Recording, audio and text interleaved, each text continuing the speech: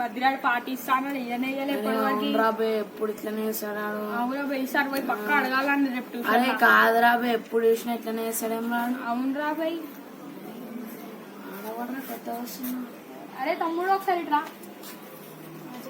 కొత్త వచ్చినావా గడిలకి? అవునా ఏం ఎత్తుకుతున్నావు? నా షాప్ అలా అలా ముంగట ఉంది. ఏడుంటాను సరే అక్కడ షాప్ ఉన్నాడు.